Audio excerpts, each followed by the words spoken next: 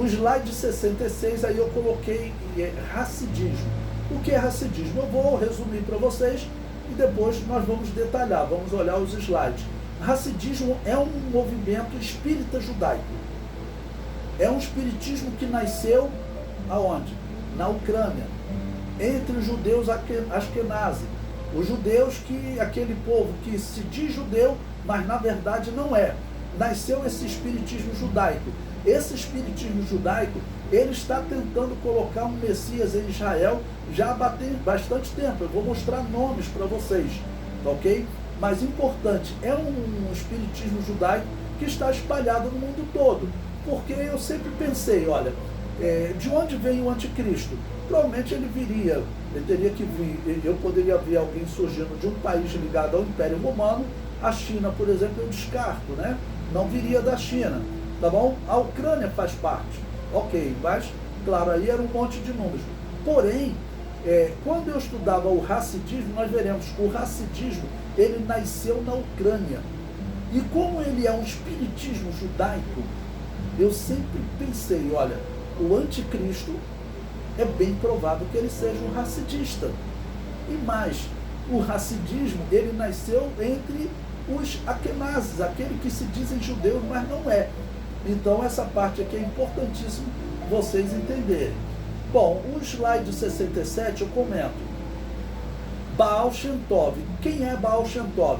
É o homem assim que ele elaborou o racidismo, é considerado o fundador do racidismo, ok? O racidismo mesmo, ele é organizado, considera-se o ano de 1800, ok?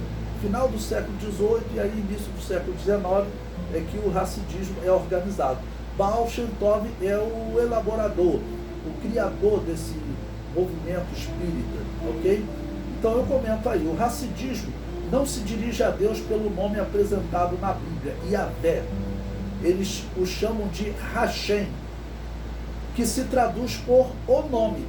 Mas é interessante aqui que eles já começam a fazer algumas coisas estranhas. Eles começam a mudar o significado das palavras. Hashem se traduz por o nome, mas eles traduzem por o eterno. Eles dizem Hashem, o eterno. Ou seja, aí já tem uma mentira. Quando eles falam Hashem, não necessariamente estão se dirigindo ao Deus da Bíblia. Se falasse o eterno, se Hashem significasse o eterno, aí tudo bem, estaria falando do Deus da Bíblia. Mas Hashem não significa eterno. Hashem significa o nome, ok?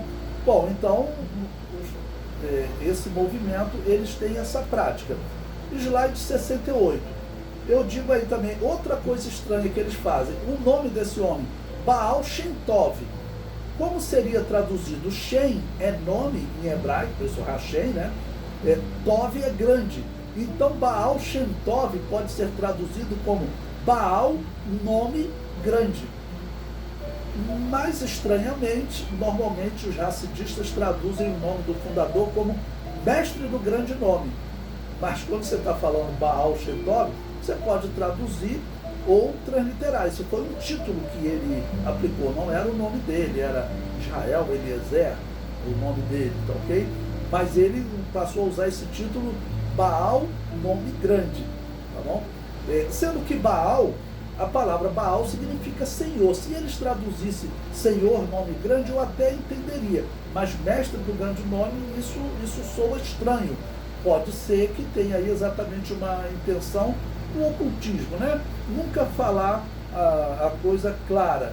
Então, o Hashem não está se dirigindo a Deus, não está se dirigindo ao Eterno, está se dirigindo a um ser que significa só o nome, tá bom? E ele se identifica como Baal Shem Tov, né? Baal, nome grande. Bom, no slide 69, aí eu vou dizer mais ou menos como esse homem aprendeu as escrituras judaicas, né? Aí diz aí, olha, Baal Shem Tov afirmava que recebia seus ensinos, presta atenção, de um espírito, de um profeta que viveu nos dias de Salomão. Seria o espírito do profeta Aías, que aparece em 1 Reis 11:29, em alguns momentos, ok?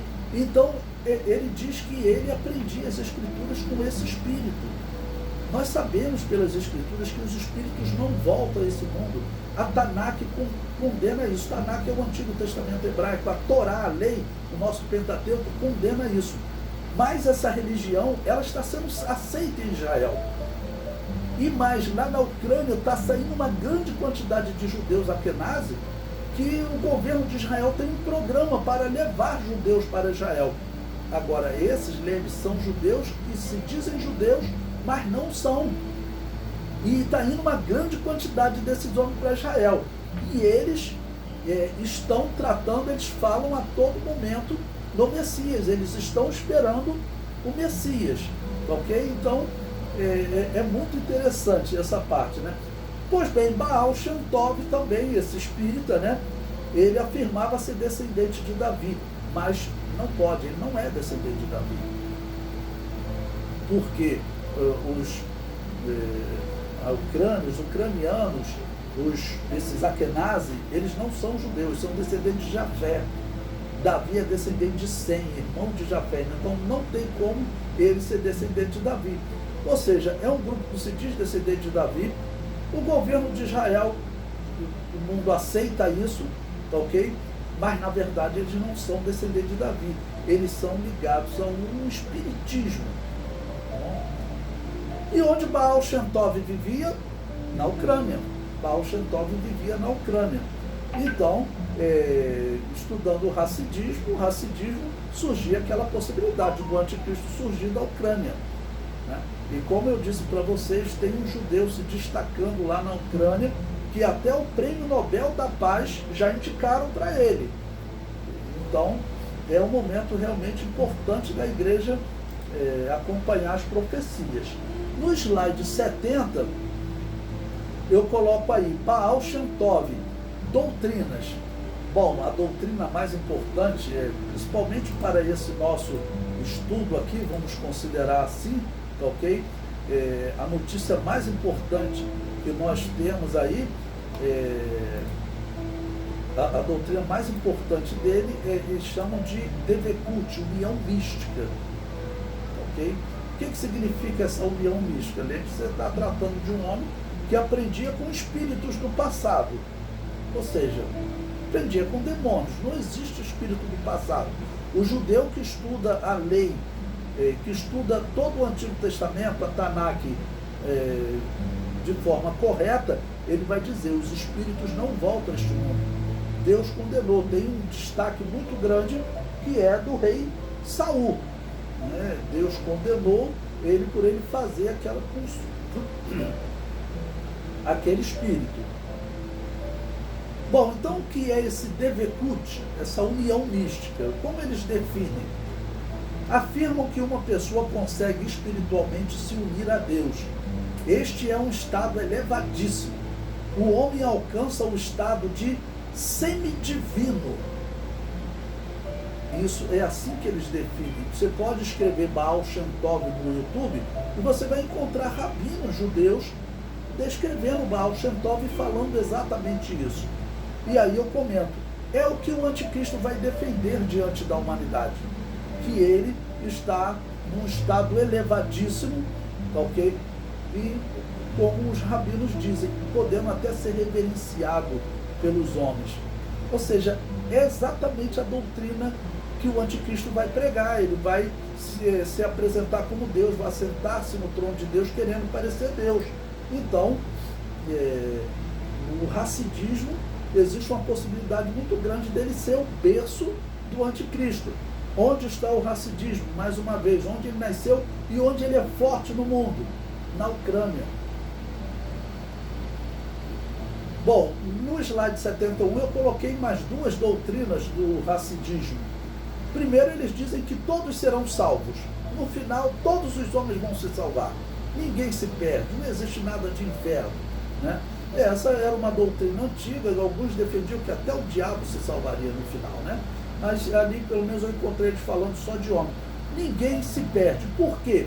Porque eles acreditam no determinismo dos deuses, acreditam. Eles são calvinistas, né? Eles são predestinados não como a predestinação bíblica, mas como a predestinação de Calvino. Porque Baal Shem Tov acreditava que tudo o que acontecia, acontecia ordenado por Deus. Tudo era ordenado por Deus. Nada acontecia por acaso. No slide 72, eu coloquei aí messianismo racidista Askenazi. Bom, então o que eu vou comentar com vocês nesse tópico, ok?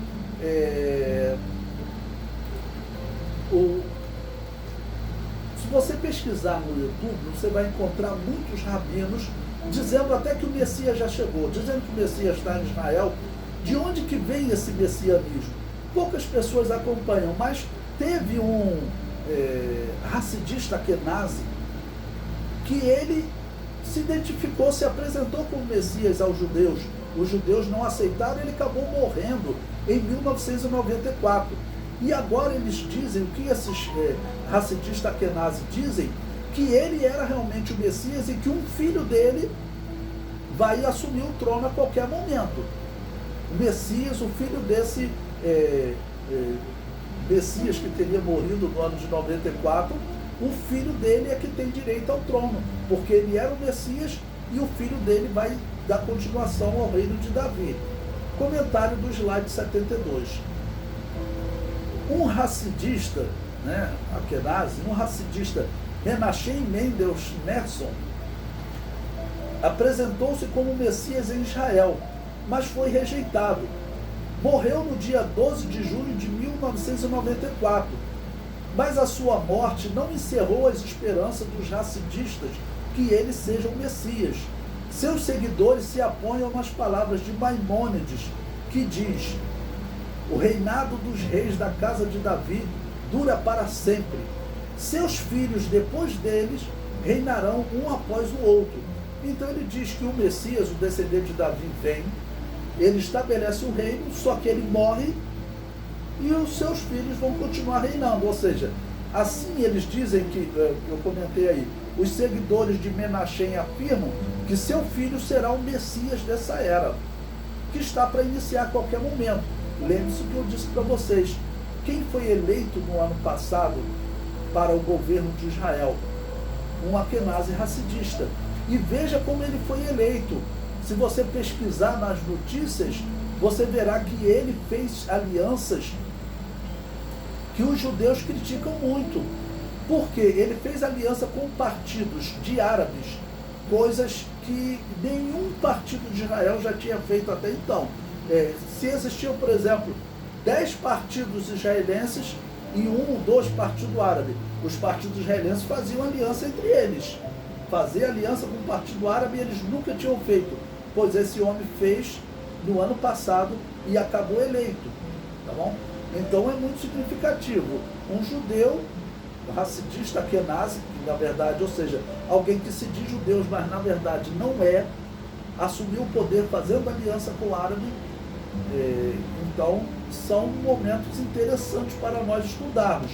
Ou seja, aquela suspeita de que o anticristo viria dos Askenazes, do racidismo, nos últimos dias nós temos tido um aumento nessa possibilidade, já que o líder de Israel hoje é um racidista Askenazi e o judeu mais importante do mundo, o homem mais falado no mundo hoje, é um judeu que governa a Ucrânia, que é presidente da Ucrânia. Nós vamos falar sobre ele daqui a pouco, que é o Zelensky. Bom, o slide 74